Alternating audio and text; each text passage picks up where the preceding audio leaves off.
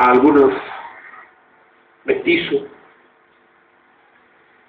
lo que hizo de que muchos guaraníes que ya con la expulsión se habían ido a la selva, no dispuestos no aceptaron, algunos resistieron y murieron en la expulsión, pero muchos volvieron a la selva a vivir de acuerdo a su cultura. Eso demuestra claramente esa diferencia de las dos culturas. ¿Y cuál es esa identidad de los proyectos que encarna el pueblo guaraní, aún en la colonia, ya en convivencias, en la búsqueda de convivir con la otra cultura? Por eso los 30 pueblos misioneros jesuitas no fueron impuestos por la fuerza. Fueron un acuerdo que significaba una disputa cultural en ese mismo acuerdo.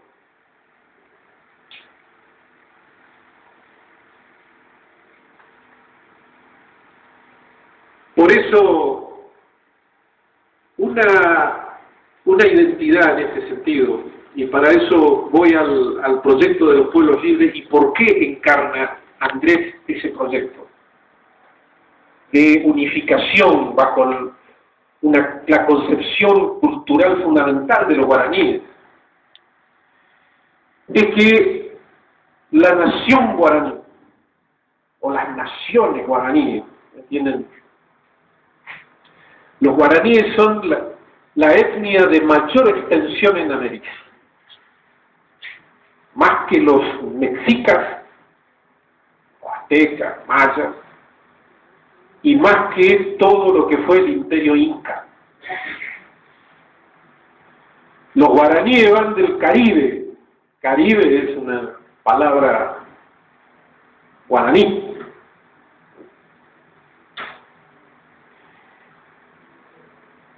Hasta la cuenca del Río de la Plata, pasando todo por la Amazonas. Y uno diría, bueno, qué tremenda extensión de los guaraníes. Bueno, esta extensión no fue por un criterio imperialista, sino por la cultura de la búsqueda de la tierra sin mar, por la búsqueda permanente de las comunidades en armonía con el territorio. Y entonces se conformaban los pueblos, pero los guaraníes nunca tuvieron poder central.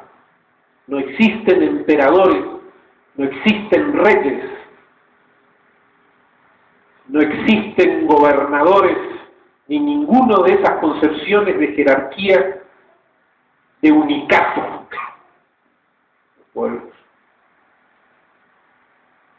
Es decir, cada pueblo soberano, con su urubichá en la construcción colectiva. Por eso, el proyecto de los pueblos libres, para no desarrollarlo, pero Artigas es el que le da continuidad al proyecto revolucionario de Mayo, de la revolución popular, la revolución de identidad de pueblo, que en la Junta de Mayo lo encarnó y lo llevó adelante Moreno, Castelli, Belgrano. A Moreno lo mataron en 8 meses. A Castelli lo encarcelaron y murió pobre y mudo. Castelli, el gran orador de la revolución. Y como en esa junta ya estaban los dos proyectos. Un dato. Al año de la revolución hubo 2 festejos. En Buenos Aires, los Anchorena, bueno, ¿cómo se festejó el 25 de mayo de 1811? Con un Te Deum y después un baile en los salones con la alta burguesía de Buenos Aires. ¿Cómo festejó Castelli, que estaba gobernando en el Alto Perú, al borde del lago Titicaca con los pueblos originarios, y su famoso discurso diciendo: esta es la revolución, la recuperación de la soberanía y la libertad de los pueblos originarios, los pueblos indios. Ustedes son los verdaderos soberanos de esta tierra. Y ahí estaban, Aymara, Quechua. Esos son los dos festejos, los dos proyectos. Y cómo cuando se conforma, después que lo toman prisionero a Castelli y empieza a fortalecerse los unitarios de Buenos Aires en el poder de la revolución, el que le da continuidad, y no en las ideas, sino en la construcción concreta de los pueblos de la revolución en la liberación, es el movimiento de los pueblos libres, liderado por Artigas, pero también por Andresito, por Blas Basualdo, por Pantaleón Sotelo, todos guaraníes.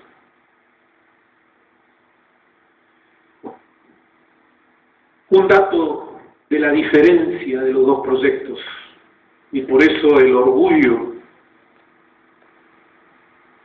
de nosotros de pertenecer a esta región y a esa historia.